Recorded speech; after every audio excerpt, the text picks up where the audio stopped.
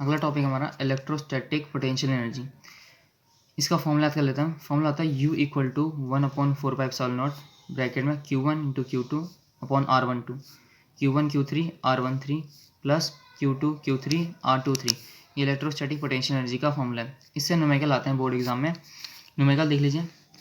Numerical है पहला, calculate the work done to dissociate the system of 3 charges shown in the figure.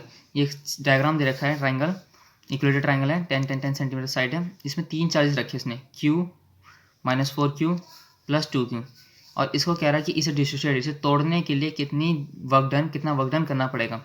तो work done का formula ये होता है, potential energy equal to work done होता है। तो ये फॉर्मूला लगाएंगे हम दोबारा।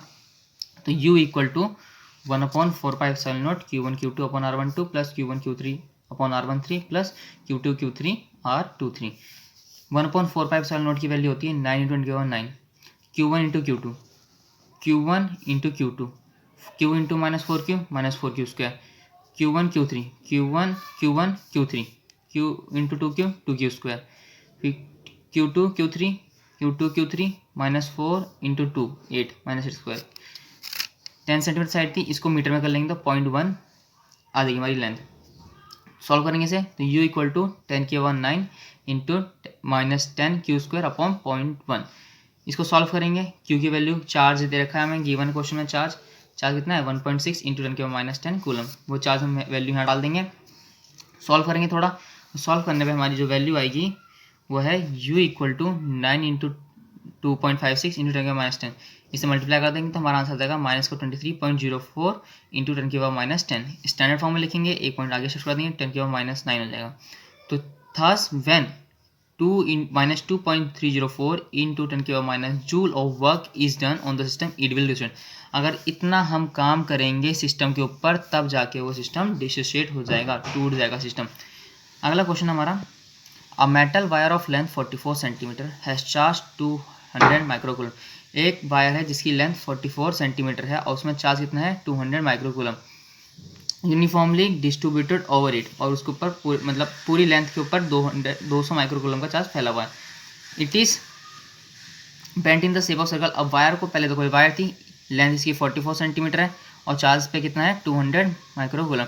इसको हमने बेंड करना है, तार को मोड़ना है सर्कल की फॉर्म में, एक सर्कुलर लूप बनाना है, ठीक है। It is bend in the shape of circle, find net electric potential at centre. तो इसके सेंटर में कितना इलेक्ट्रिक पोटेंशियल होगा, V कितना होगा वो निकालना है। तो पहले सर्कल का रेडियस निकालेंगे। ये मेंसुरेशन है, चैप्टर आपने 10th में पढ़ रखा है, 12th 11th में पढ़ा है मेंसुरेशन चैप्टर मैथ्स में। तो उसी के हिसाब से पहले हम इसका रेडियस निकालेंगे। लेंथ 44 है तो circumference of circle equal to length of wire. Circle formula 2πr equal to length 44 है। सॉल्व करेंगे, रेडियस आ गया हमारा 7 सेंटीमीटर। अब हम फिजिक्स से देखते हैं। Let small elementary part a of wire has charge dq। एक मैंने ए पार्ट माना है जिसका चार्ज कितना है dq। तो electric potential at U due to small, इसकी वजह से यहाँ पे इलेक्ट्रिक पोटेंशियल कितना होगा। तो V का फॉर्मूला आता है 1/4πε0 dq/r। जो स्मॉल एलिमेंट देख रहे हैं डी में देख रहे हैं, तो स्मॉल में dV equal to 1/4πε0 dq/r। Integration कर देंगे, होल का निकाल रहे हैं तो ये तो कॉन्स्टेंट बाहर आ जाएगा, dq/r बचेगा। इंटीग्रेशन ऑफ dq/r का q/r हो जाएगा। तो V equal to 1/4πε0 q/r। Value डाल देंगे, 1/4πε0 की वैल्यू 9 × 10⁻9, Q की वैल्यू दे रखी थी गिवन 200 इंटू 10⁻6, और लेंथ को हम सेंटीमीटर में थी तो मीटर में निकाल देंगे 0.07। सॉल्व करेंगे तो हमारा सॉल्व करने पे जो आएगा वो है 2.57 इंटू 10⁻7 वोल्ट। तो इतनी इलेक्ट्रिक पोटेंशियल होगा। Third, calculate the voltage needed to balance an oil drop which contains 10 electron loaded.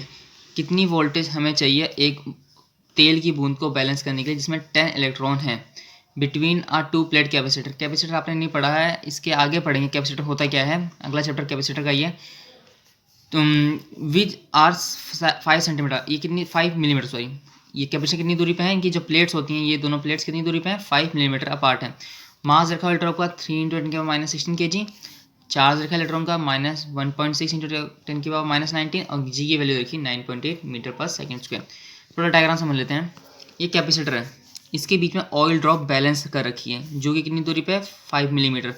तो बैलेंस किस, देखो कोई भी चीज़ है अगर हम इस पेन को मैं ऊपर थोड़ा उठाता हूँ तो ये नीचे गिरेगा, तो इसका जो वेट है mg फैक्टर है वो नीचे को जा रहा है। तो ऐसी ऑयल ड्रॉप का mg फैक्टर कहाँ आएगा, नीचे को आएगा। अगर मुझे इसे बीच में ही रखना है, जैसे पेन को बीच में रखना है, तो जितना फोर्स ये नीचे मारेगा, मतलब mg जितनी वैल्यू नीचे है उतनी ही वैल्यू मुझे ऊपर चाहिए।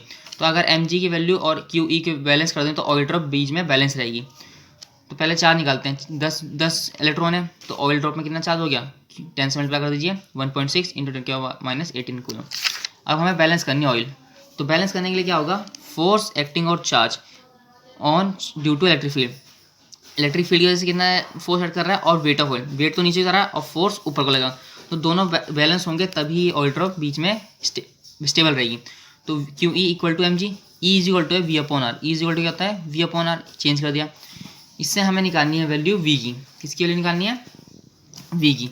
तो V के जब सॉल्व करेंगे तो mgr अपॉन क्यू, m की वैल्यू गिवन थी 3 इंटू 10⁻16, G की वैल्यू भी गिवन थी और R भी गिवन था।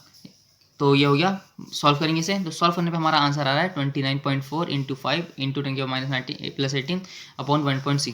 कैलकुलेशन अपना आप कर सकते हैं किसी भी तरीके से, सबकी अलग अलग कैलकुलेशन होती है, उस आप इसका मत देखिए, कैलकुलेशन तो आप अपने खुद से कीजिए जैसे आपको अच्छा लगे। तो V इक्वल टू 9.18 वोल्ट, तो वोल्टेज कितने आ गई है, 9.18 वोल्ट। अगला क्वेश्चन हमारा, calculate the work done in moving a point charge of 2 microcoulomb from the vertex A to vertex B। कितना वर्क डन हमें करना पड़ेगा अगर हम 2 माइक्रोकूलम के चार्ज को A से B तक लेके जाते हैं। OB किसका है, एक स्क्वायर है, स्क्वायर वर्टेक्स में क्या है, when charge of 10 microcoulomb is placid centre, अगर 10 माइक्रोकूलम का चार्ज कहाँ है, सेंटर में।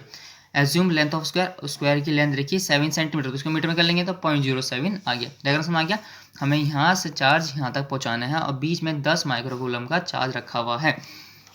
तो समझते हैं इसे, चार्ज सेंटर कितना है, 10 माइक्रोकूलम सेंटर पे चार्ज है, तो ये जो पोटेंशियल होंगे ये A और B पे, ये दोनों इक्वल होंगे। इक्वल क्यों हुए, पोटेंशियल A और B पे इक्वल क्यों है, देखते हैं रीज़न।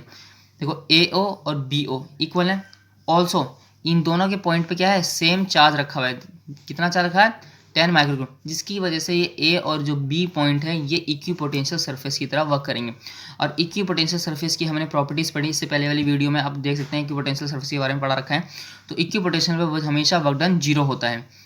तो इक्विपोटेंशियल पे वर्क डन जीरो क्यों होता है, क्योंकि वहाँ पे वोल्टेज जीरो हो जाती है, उसका सब्ट्रैक्शन जीरो होता है। तो VA minus VB equal to zero, ये जीरो आ जाएगा। और W is equal to V Q, अगर हम किसी भी नंबर को जीरो से मल्टीप्लाई करते हैं तो उसका आंसर जीरो आता है, तो इसलिए वर्क डन जीरो हो गया इसमें।